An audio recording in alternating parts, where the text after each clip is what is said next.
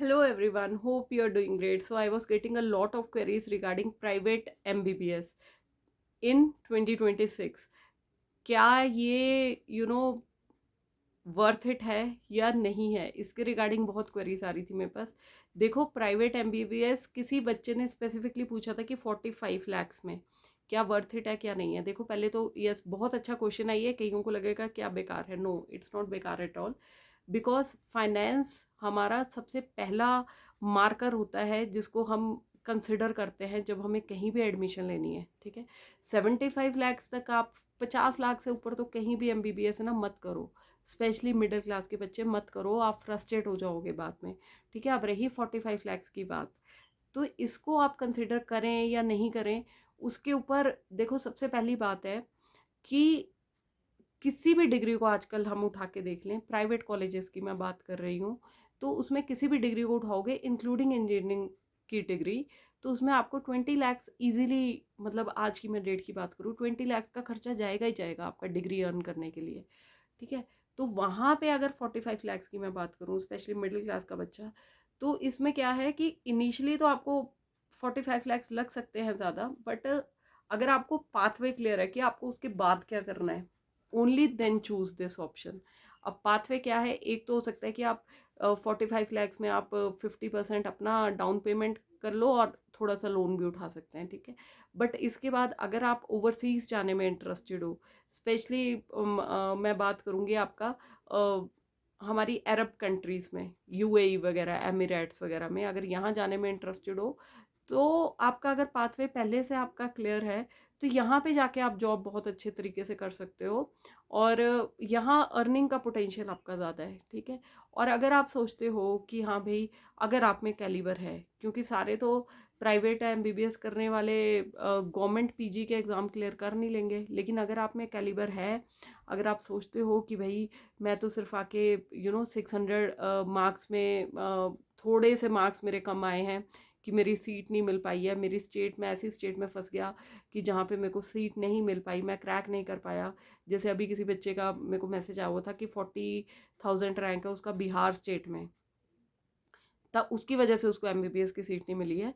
बल्कि आप कई दूसरी स्टेट्स में जाएंगे तो वहाँ पे लोअर रैंक पे भी MBBS मिल जाती है। ठीक है, तो अगर आपको ऐसा लगता है, बिकॉज आफ्टर डूइंग MBBS आपको तो बेसिकली PG की दौड़ में जंप करना है ना, और अभी आप इतने रियलिटी वीडियोस देखेंगे, या फिर हम आसपास खुद भी अपने आसपास बच्चों को देखते हैं कि जिन्होंने टॉप गवर्नमेंट कॉलेजेस से MBBS की होती है, और उसी तरफ मैं उनको देखती हूँ कि जो जिन्होंने ना न्यूली ओपनड MBBS कॉलेजेस से अपनी MBBS की होती है, बट जब नीट PG को क्रैक करने की बात आती है ना, तो कई बार मैंने देखा है कि जो न्यूली ओपनड MBBS कॉलेजेस है ना, वहाँ से लोग एकदम से फर्स्ट अटेम्प्ट में PG की सीट क्रैक कर लेते हैं।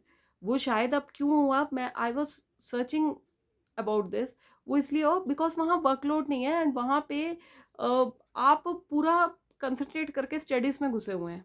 ठीक है, अब यहाँ पे फिर से कंट्रोवर्शियल क्वेश्चन आ गया कि अगर MBBS करना है तो क्या हम प्रैक्टिकल काम ना करें।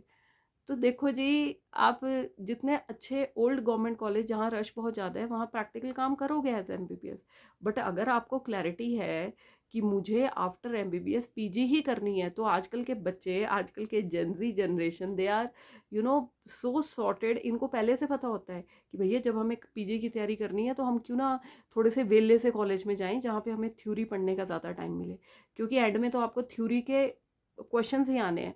और वैसे भी मैं आपको बताऊं, जो हम प्रैक्टिकल करते हैं या फिर हम पेशेंट जब डीलिंग करते हैं, तो कई बार वहाँ थ्योरेटिकल चीज़ें नहीं होती, प्रैक्टिकल में तो हम कई बार ना आउट ऑफ द बॉक्स भी हमें सोचना पड़ता है, एंड कई चीज़ें हम खुद के दिमाग से भी करते हैं। तो जब हम टेक्स्ट बुक के हिसाब से क्वेश्चंस को आंसर करना पड़ेंगे तो हमारे थ्योरेटिकली वो क्वेश्चंस गलत हो जाएंगे, एंड जिस वजह से हमारा नीट PG में अच्छा मार्क्स नहीं आ पाते हैं। तो अगर आप मिडिल क्लास फैमिली से बिलोंग करते हैं, and if you can afford 45 lakh rupees, तो you should definitely go and choose MBBS college, but you should be a private MBBS college, but you should be very clear कि आपको after अपना MBBS करने के बाद आपको PG गवर्नमेंट सीट की crack करनी है, and that too in first और सेकंड अटैम्प्ट। ठीक है, मैं ये बहुत ही बड़ी स्टेटमेंट, ओवर स्टेटमेंट नहीं दे रही हूँ, बेस्ड ऑन फैक्ट्स मैंने आपके आगे चीज़ें रखी हैं। मेरे चैनल का नाम भी life talks with doctor Monika Chaudhary है, because I talk on ground reality, and बातों से एक होता है ना, एक डिस्कशन करते हैं। मेरी तरफ से बस एक ये पहल है कि मैं आपको डिस्कशन करते करते आपको आपके क्वेश्चंस जो हमारे दिमाग में होते हैं उसका एक आंसर मिले। मैं यहाँ इसलिए नहीं बैठी हूँ कि जो मैंने बोल दिया उसके ऊपर बेस्ड आप कोई डिसीजन ले लो, ताकि कल को आप जाके बोलो कि उस मैम ने बोला था तो हमने, कल को मेरे को गालियाँ दे रहे हो, उसने बोला था इसलिए हमने डिसीजन। नो, ठीक है, मैं या कोई भी आपको ये नहीं बता सकता कि आप अपनी लाइफ में क्या चीज़ बेस्ट करोगे। उसका तो सबसे ज़्यादा सेल्फ एनालिसिस आप ही कर सकते हो। बट ये है कि किसी से बात करके हमारा दिमाग थोड़ा खुलता है। हमारी जो ब्लॉकेज जैसी होती है कि हमें लगता है कि नहीं यार, यहाँ को सोचा जा सकता है कि हाँ यार ये चीज़ सही बोल रहे हैं, हमें नहीं पता था। मिडिल क्लास फैमिली में होते हुए हमें अपना पाथ आगे का पता होना चाहिए, ताकि हम सक्सेसफुली आगे उसके ऊपर अमल कर सकें एंड हम मेंटली प्रिपेयर हो सके उस स्ट्रगल के लिए। ठीक है, आज से उसके बारे में सोचोगे, कई लोग ये बोलेंगे कि भैया एमबीबीएस हुई नहीं, अभी पीजी की बातें कर रही है। नहीं, आज का ज़माना ऐसा है कि आपको अभी से अपना एक पाथ, आपको अगर किसी रास्ते पे चलने का सोच लिया है तो वो रास्ता अभी से बनाना शुरू करना पड़ेगा। कल को सोचोगे कि हाँ यार कल देखेंगे जब एमबीबीएस हो जाएगी। ये गलती बहुत स्टूडेंट्स करते हैं, क्योंकि कल वही बात है कि आज करे सो, है ना, कल करे सो आज कर, आज करे सो अब, पल में परले होएगी बहुरी करेगा कब। ठीक है, तो वही बात है कि कल कल पे नहीं छोड़ना है। जब फर्स्ट ईयर हो गया तो फर्स्ट ईयर का क्वेश्चन बैंक उठा सकते हो कहीं से भी। जब भी हम नीट कि पीजी की तैयारी करते हैं तो उसमें सब्जेक्ट वाइज क्वेश्चंस दिए होते हैं आपके पास। हमें हमारे टाइम में किसी ने ये चीज़ें नहीं बताई होती तो क्या पता हम भी कहाँ, मतलब जहाँ पे मैं प्रेजेंटली हूँ, हो सकता है यहाँ से भी हम बहुत आगे लाइफ में जा सकते थे। बट ठीक है, मेरे थ्रू किसी और की भी हल्की सी भी हेल्प होती है तो मुझे एक आत्मिक शांति मिलती है। That's the only reason I have started this channel. जो भी मुझे कमेंट सेक्शन में क्वेश्चंस आते हैं तो I try my level best कि मैं उसको ऑनेस्टली आंसर दे पाऊँ। एंड बाकी जो मैं पॉजिटिविटी फैलाना चाहती हूँ मिडिल क्लास बच्चों के लिए, या फिर मेरी तरफ से छोटा सा एफर्ट है ये कि यार बच्चे यहाँ पे हर कहीं ना लॉस्ट सा कई बार हम फील करते हैं।